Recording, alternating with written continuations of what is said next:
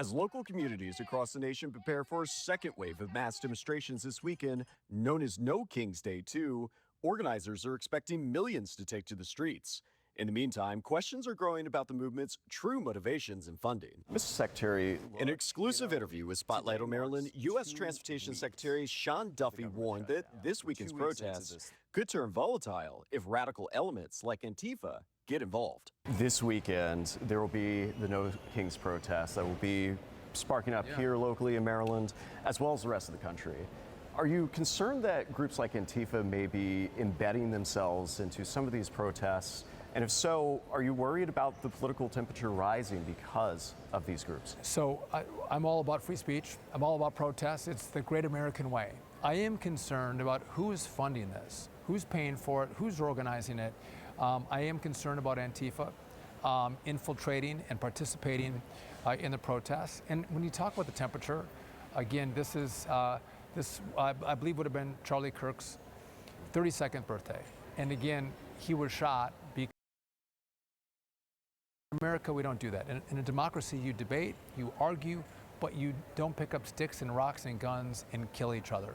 We're seeing more political violence on the rise. A reference Duffy made about Kirk's murder at Utah Valley University in Orem, Utah weeks ago, with the FBI saying a bullet casing found at the site was inscribed with the words, "Hey fascists, catch." Antifa, first appearing as an anti-fascist movement in 1930s Germany, now operates as a decentralized, anti-capitalist, anti-authoritarian, and anti-state network with no clear leadership, according to the Center of Strategic and International Studies website. Frequently, Antifa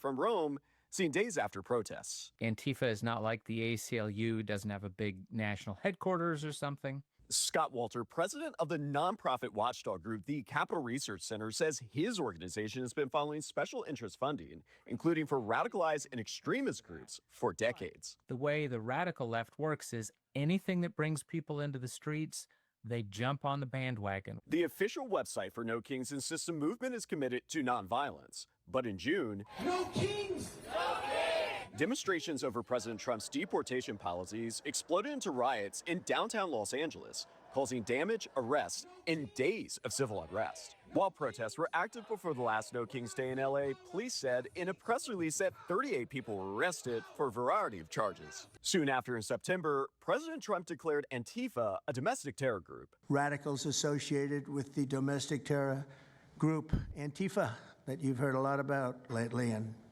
I've heard a lot about them for 10 years. And other far-left extremists have been carrying out a campaign of violence against ICE agents and other officials charged with enforcing federal law. Open Society Foundation, a grant-making organization funded by billionaire George Soros that some have claimed has funded Antifa and violent protests, told our team that these allegations are wrong, saying in part, "We do not pay people to protest or directly train or coordinate protesters," adding all Open Society grantees are required to comply with the law. Now, all eyes are on this weekend, and Secretary Duffy fears the temperature in America's streets may be boiling over, including in Maryland. Donald Trump won all 7 of the toss-up states. He got a majority of the popular vote. This is democracy in action. And if you don't like it, come back in the next election and try to win.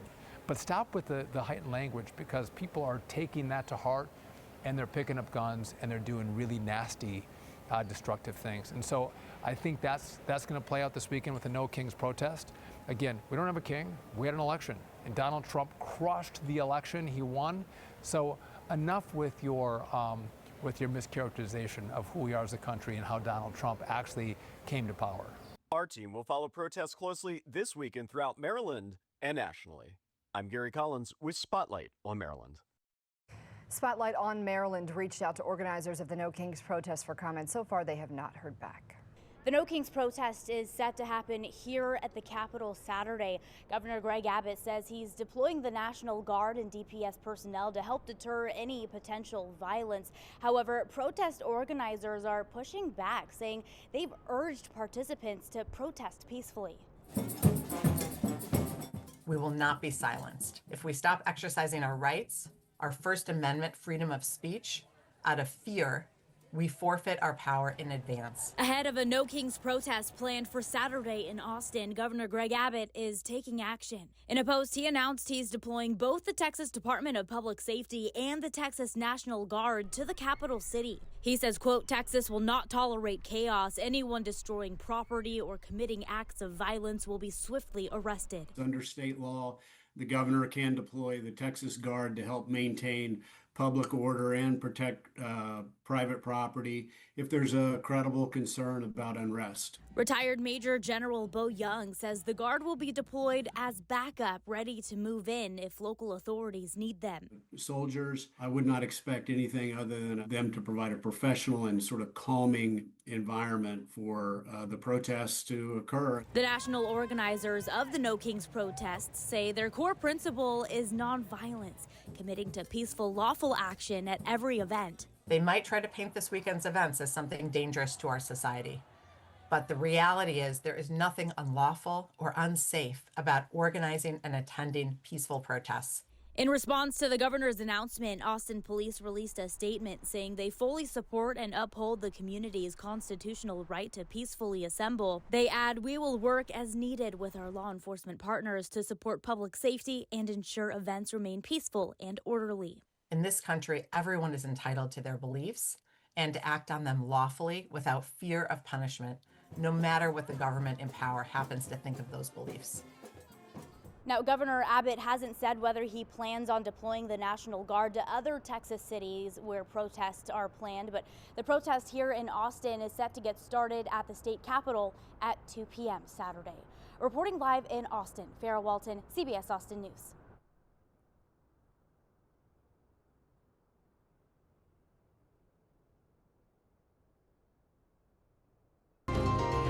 It is now the third week of the government shutdown as the Senate fails to advance the GOP funding bill for the 9th time. Joining us now to discuss is New York Congresswoman Claudia Tenney. Good morning to you, Congresswoman. Thanks for coming on. Good morning, Jan.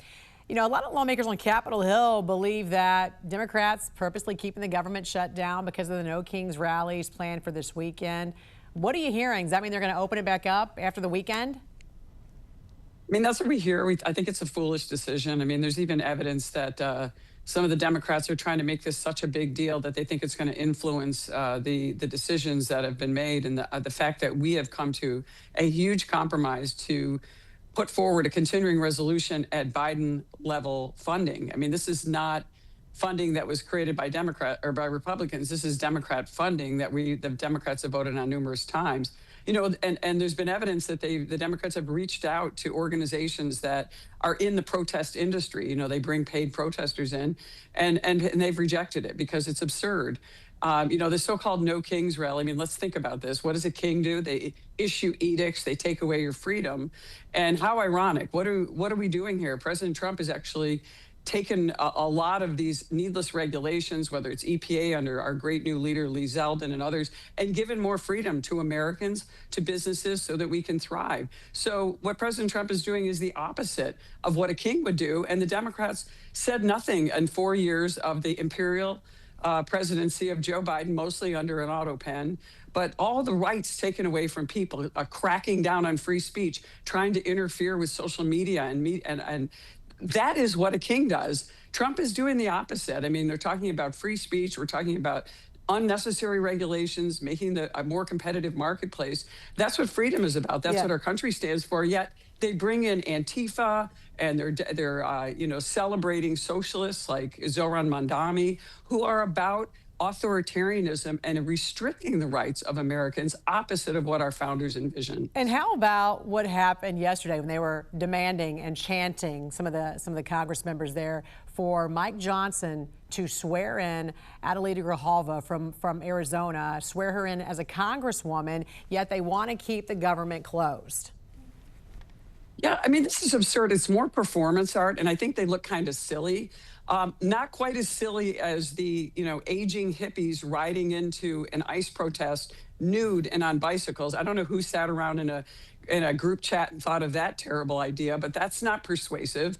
You know, a lot of these things they're doing are just performative. They're not actually coming to Washington, working with us. And look, and as Republicans, I serve on the Ways and Means Committee. I mean, what we did with the working families tax cuts was incredible, what we've done to help people. But guess what's happening? A lot of these key programs that have been implemented under that bill are not able to operate. And I toured farms and small businesses all this week in my district. They're struggling because they're on a hold with a lot of these key programs.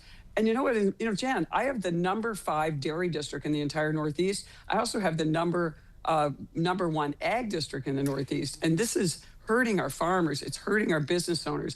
It's hurting the people that want to actually, build and invest in our communities under many of these great provisions, under low-income housing, the new markets tax credit, which I sponsored all in this bill. These are things that are getting hurt. And I will say one good thing. Yesterday, I ran into a couple of veterans and people serving. They were really grateful they got paid. They got their checks. And so thanks to President Trump for finding a creative way to make sure that our military isn't hurt, because this really hurts our readiness. My son's also an active duty Marine.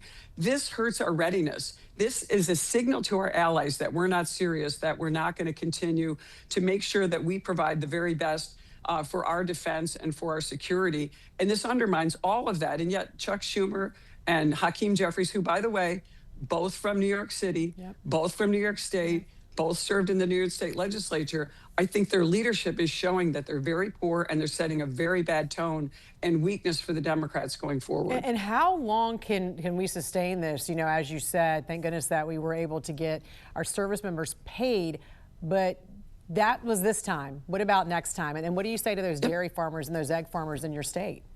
We're doing everything we can in our district. I'm certain my constituents are reaching out to our office. We're helping them with all those issues, trying to get them through the gaps. We've actually put out programs to our military that was going to give them a chance to get loans in the event they didn't get paid. President Trump solved that problem. We also used the tariff money to make sure that a lot of our needy families got their WIC money, because that's going to be cut off or was cut off. So, we're finding creative ways to fill this gap. But this is not, the shutdown is over their spending levels, not over what the future appropriations are. And so we're looking forward to getting that government underway. Let's get into conference committees where the appropriations bills have already been passed in the House. Let's get together and find out ways that we can actually serve the American people, not continue with these games and this performative art that is going on with the Democrats. It's not persuasive. I can drive by a No Kings rally and honk my horn all day, and they all raise their signs. Obviously, I don't support them, but they think that they're getting somewhere. This is the kind of absurdity of this AstroTurf type protesting. Yeah. Come to Washington, do the work. Don't sit there and protest Mike Johnson when he's not even in his office. There's no one more reasonable and more truly believing in our Constitution and doing the right thing for the American people than people like Mike Johnson, President Trump, Leader Thune. We are really trying to make this happen. We are not going to inflict pain on the American people. That's why we actually passed a continuing resolution to give us more time to work on these issues. All right, New York Congresswoman Claudia Tenney, always a pleasure to have you on. Thanks for joining us this morning. Thanks so much. We appreciate it.